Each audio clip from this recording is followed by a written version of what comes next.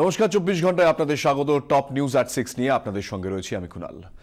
মর্তছিরে ইতিমধ্যেই কৈলাসের উদ্দেশ্যে পাড়ি দিয়েছেন মা, পেরিয়ে গিয়েছে দশমীও, দ্বাদশীও পেরিয়ে গিয়েছে আজ দ্বাদশী, এবং তবুও পুরোপুরি পুজোর আমেজ। দ্বাদশীর বিদায় বেলাতে শুভেচ্ছা বিনিময়, একে অপরকে রাঙিয়ে দেওয়া লাল রঙা সিঁদুরে, এবং সবকিছুর পরও এই মুহূর্তে যে ছবি দেখা যাচ্ছে, যেখানে একদিকে দ্বিতীয় রাউন্ডের ভাসান চলছে, কিন্তু অন্যদিকে শহরের বেশ কিছু মণ্ডপে কিন্তু এখনো দেখা যাচ্ছে দর্শনার্থীদের ভিড়। আমরা এই মুহূর্তে চলে যাব সেই সকল মণ্ডপে, এবং পাশাপাশি আমরা এই মুহূর্তে নিরঞ্জনের কি ছবি রয়েছে তাও দেখাবো। আমাদের প্রতিনিধিরা এই মুহূর্তে আমাদের সঙ্গে রয়েছেন। বাবুঘাট থেকে আমাদের সঙ্গে রয়েছেন দেবারতী ঘোষ, অন্যদিকে চেতলা অগ্রণী থেকে আমাদের সঙ্গে রয়েছেন আমাদের প্রতিনিধি ঋত্বিক মণ্ডল, সুরুচি সংঘ থেকে আমাদের সঙ্গে রয়েছেন আমাদের প্রতিনিধি শ্রেয়সী, আমাদের সঙ্গে রয়েছেন মাফ করবেন মমিতা চক্রবর্তী রয়েছেন বাগবাজার থেকে, এবং শ্রাবন্তী সাহা আমাদের সঙ্গে রয়েছেন সুরুচি সংঘ থেকে। আমি প্রথমে এই মুহূর্তে চলে যাব ঋত্বিকের কাছে। ঋত্বিক এই মুহূর্তে আমাদের সঙ্গে রয়েছেন চেতলা থেকে। ঋত্বিক, যেটা জানতে চাইবো যে আজ দশমী পেরিয়ে যাওয়ার পরেও আমরা দেখেছিলাম গতকাল মানুষের ঢল, কিন্তু আজ দ্বাদশী, সেখানেও এখনো ভিড় জমাচ্ছেন মানুষ, এবং এই চেতলার কবে ভাসান এই বিষয়ে বা কি জানা যাচ্ছে? একেবারেই আরও একটা দিন সেই পুজোর আমেজটা অন্তত অগ্রণীতে থাকছে, চেতলা অগ্রণীতে।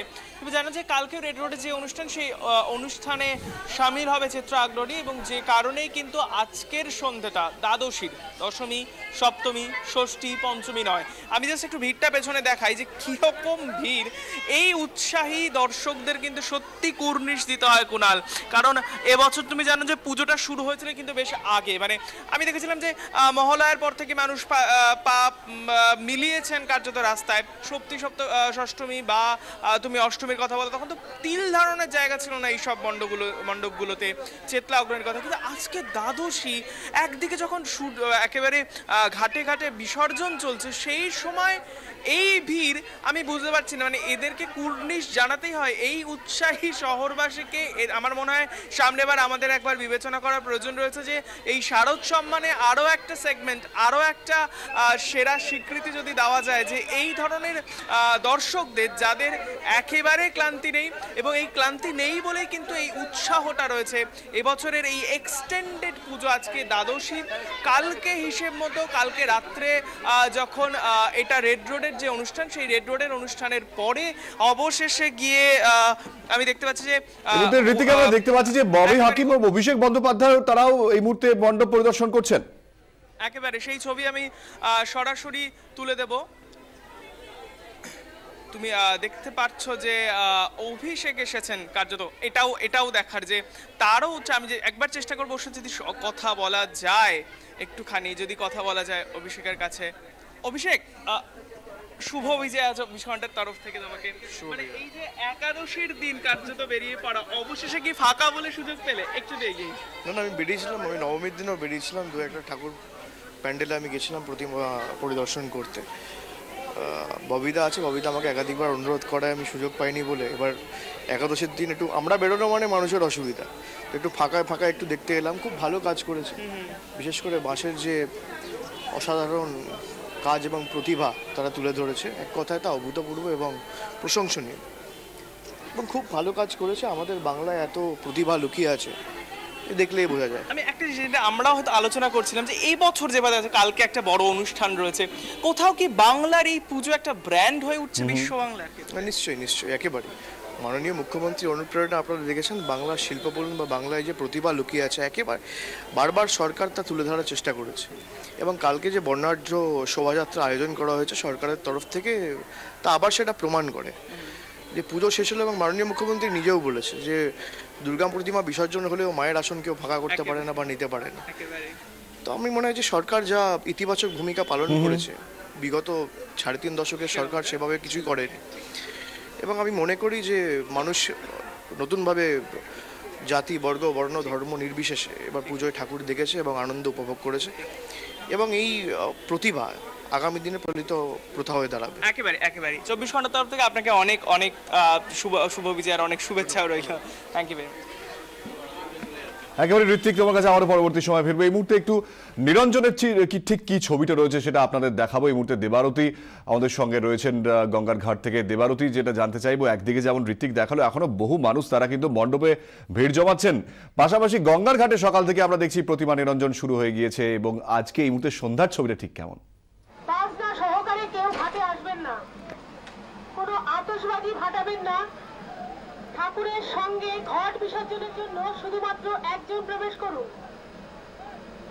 ঠাকুরের ঘট বিসর্জনের জন্য শুধুমাত্র একজন প্রবেশ করুন।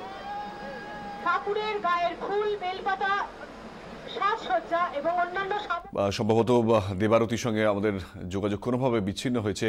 আমি আরো একবার জানতে চাইবো দেবারতী, যেটা জানতে চাইছি যে সকালের পর এই মুহূর্তে সন্ধ্যার ছবিটা ঠিক কেমন রয়েছে?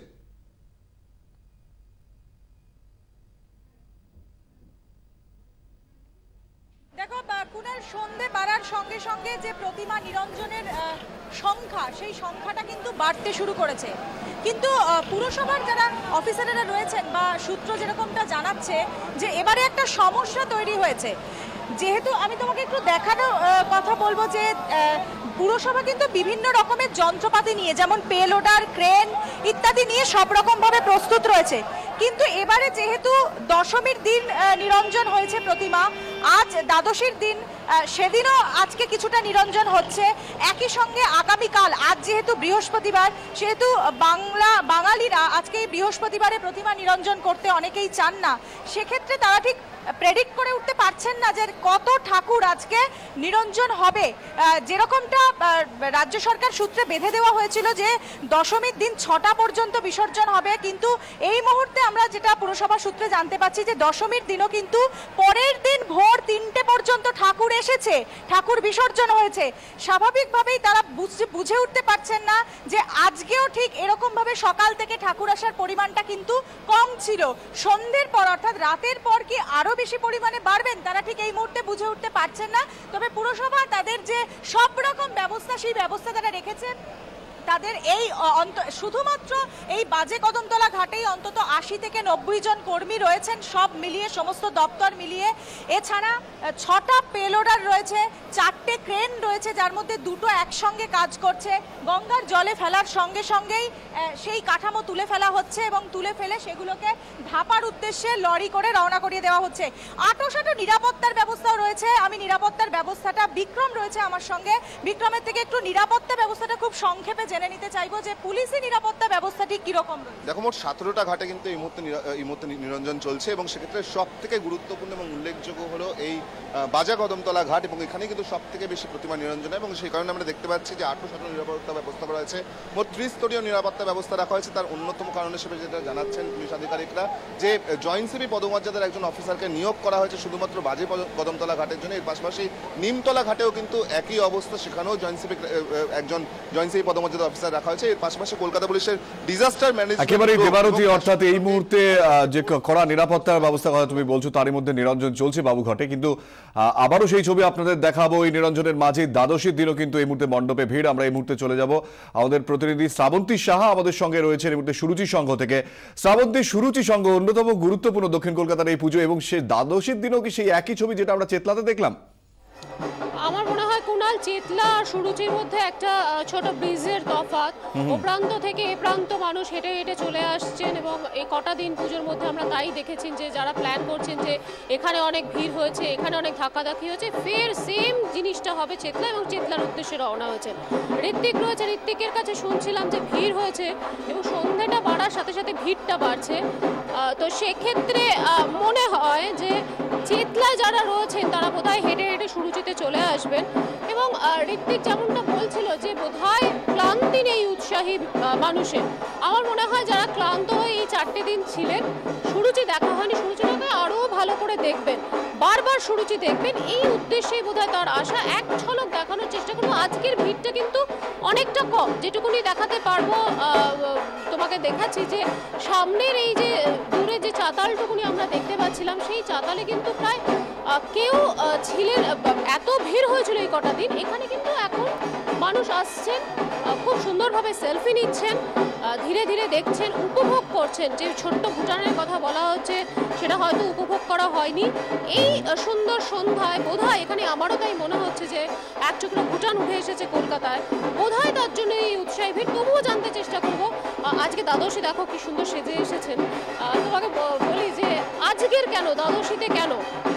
আজকে কারণ আজকে ভিড়টা একটু কম হবে সেটা ভেবেই আর কি বেরোনো। যা শুনেছি সুরুচির সঙ্গে 2 কিলোমিটার লম্বা লাইন হয়ে, তো ওই নবমী দশমীতে আসা হয়নি, ওই জন্য আজকে একেবারেই শ্রাবন্তী, অর্থাৎ এই ভিড় এড়াতে অনেকেই সুযোগ নিচ্ছেন, দ্বাদশীতেও বেরিয়ে পড়েছেন। আমি তোমার কাছে আবার পরবর্তী সময় ফিরবো। এই মুহূর্তে মৌমিতার কাছে একটু চলে যাব। মৌমিতা বাগবাজার ঘাটে আমাদের সঙ্গে রয়েছেন এই মুহূর্তে। বাগবাজারের ঠাকুর, মৌমিতা, এই বিশাল ঠাকুর নিয়ে ভাসানের যে প্রত্যেকবার যেভাবে এই ঠাকুরকে নিয়ে যাওয়া হয় গঙ্গার ঘাট অব্দি, সেই এই মুহূর্তে তুমি কিছুক্ষণ আগে যে ছবি দেখিয়েছিলে, এই মুহূর্তে তারা কতদূর পৌঁছেছেন?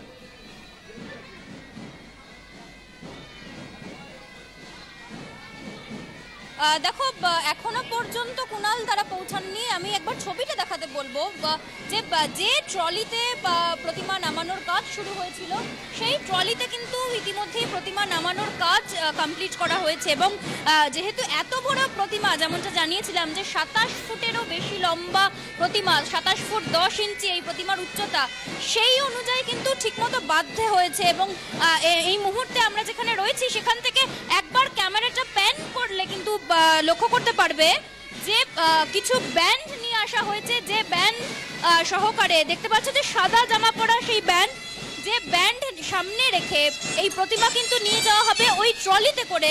যেই ট্রলি কিন্তু আর 5টা বারোয়ারি পুজোর প্রতিমা যেভাবে নিয়ে যাওয়া হয়, বাগবাজার সার্বজনীন যেহেতু একেবারেই অন্যরকম, বাগবাজারের প্রতিমা কিন্তু ওই ট্রলিতে করেই টেনে নিয়ে যাবেন এখানকার যারা সদস্য তারা, এবং যেমনটা আগেও জানিয়েছিলেন এখানকার কর্মকর্তারা যে তারা নিয়ে যাবেন যারা এই বিষয়ে একেবারে বিশেষভাবে পারদর্শী তারাই। এখনো প্রচুর মানুষ তারা আসছেন বাগবাজারের প্রতিমা তারা শেষবারের একেবারে মমিতা, সেই ছবি আমরা দেখতে পাচ্ছি এই মুহূর্তে। আপনারা দেখতে পাচ্ছেন 24 ঘন্টার পর্দায় সেই বিশাল মূর্তি, প্রায় 27 ফুটের মূর্তি এই মুহূর্তে বাগবাজার সর্বজনীনের নিয়ে যাওয়া হয়েছে নিরঞ্জনের জন্য।